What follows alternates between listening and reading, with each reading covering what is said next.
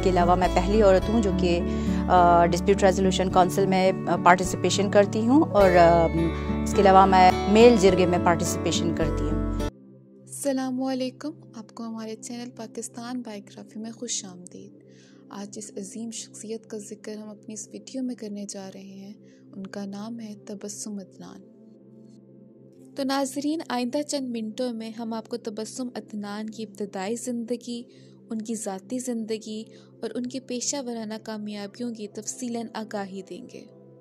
وادی سوات نے اپنی ٹوپی میں ایک اور پنکھ کا اضافہ کیا۔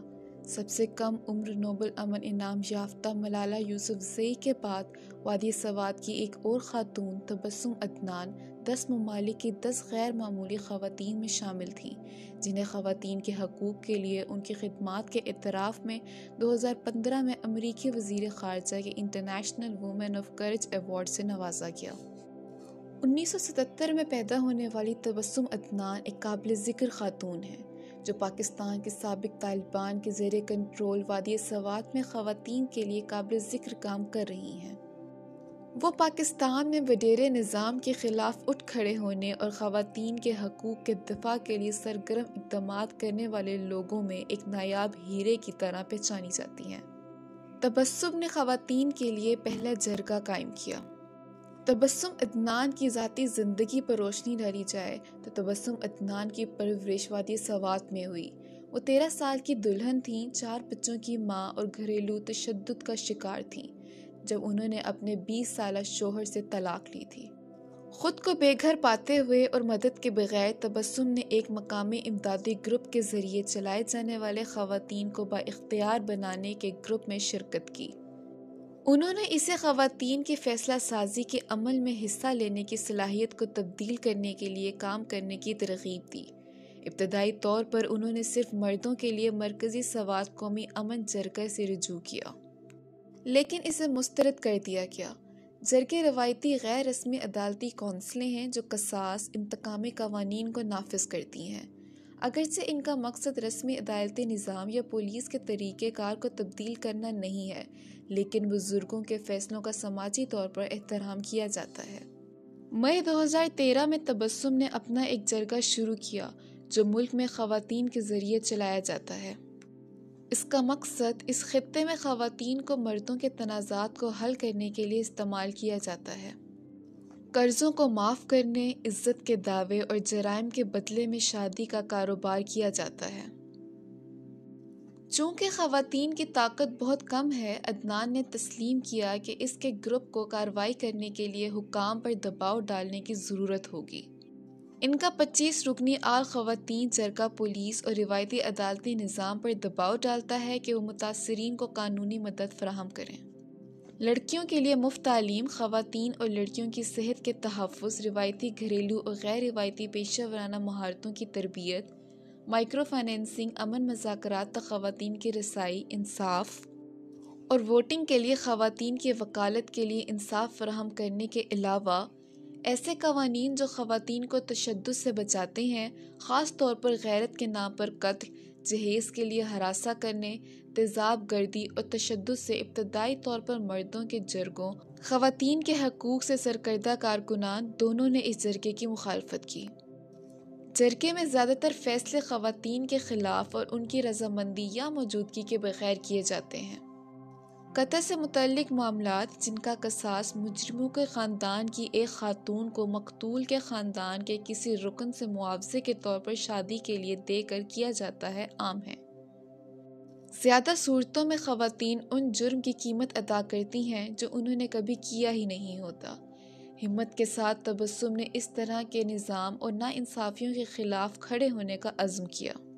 2014 میں ایک ایسا واقعہ پیش آیا جس نے عدنان کے گروپ کے بارے میں عوام کا تاثر بدل دیا۔ ایک بچے کے ساتھ زیادتی کی گئی اور حکام کارروائی کرنے میں ناکام رہے۔ جرگے نے ایک احتجاجی واک کا اہتمام کیا جس میں کیس کو منظر عام پر لایا گیا، ملزمان کو گرفتار کر لیا گیا اور پشتون تاریخ میں پہلی بار ایک خاتون تبسم سے کہا گیا کہ وہ مرد جرگے میں بیٹھ کر کیس میں انصاف کی فراہمی میں مدد کریں۔ پہلے احتجاج کے بعد سے خواتین نے کامیابی کو دہرایا और जुलाई 2014 में तबस्सुम और जरगे ने बच्चों की शादियों पर पाबंदी के कानून की मंजूरी के लिए लॉबिंग की। मजहबी अवामिल के शदीद एहतजाज के बावजूद सिंध असम्बली ने मुत्तफ़िका तौर पर 18 साल से कम उम्र की शादियों पर पाबंदी का बिल मंजूर किया और दिसंबर 2014 में पंजाब असम्बली ने मुत्तफ़िका तौर पर मौजूदा कानून में तरमीम पर काम करने की करारदाद मंजूर की। तबस्सुम की बदौलत ख़वातीन वादी सवात में सिर्फ मर्दों के लिए समाजी जगहों में मुकम्मल तौर पर हिस्सा लेने के लिए इत्मीनान हासिल कर रही हैं। ख़वातीन के हकूक़ के मकसद को मज़ीद तक़वियत देने के लिए तबस्सुम इस वक्त नौजवानों के साथ काम कर रही हैं और उन्हें आगे आने और मज़ीद जामे और अदम तशद्दुद पर मबनी मुआशरे की तश्कील में अपना हिस्सा डालने की तरग़ीब दे रही हैं। वो मीटिंग्स और वर्कशॉप में शिरकत करती हैं, ख़वातीन को उनके हकूक़ के बारे में आगाह करती हैं और आवाज़ तलाश करने में उनकी हिमायत करती हैं, जबकि उन्हें ये भी बताती हैं कि उन्हें खौफज़दा होने की बिल्कुल भी ज़रूरत नहीं है। तबस्सुम के इन जुर्रतमंदाना इक़दामात की बदौलत ज़िला मालाकंड में पहली बार ख़वातीन बिजली और गैस की कटौती के ख़िलाफ़ घरों से निकलकर सड़कों पर आईं। तबस्सुम की क़ियादत और हिम्मत की बदौलत ज़्यादा से ज़्यादा ख़वातीन पश्तून मुआशरे में अपना मकाम और अपने हकूक़ का मुतालबा कर रही हैं। मर्दों के जरगे के साथ उनकी पहली कामयाबी के बाद तबस्सुम को ख़वातीन के मसाइल से निपटने के दीगर मामलात में शिरकत के लिए मदऊ किया गया है।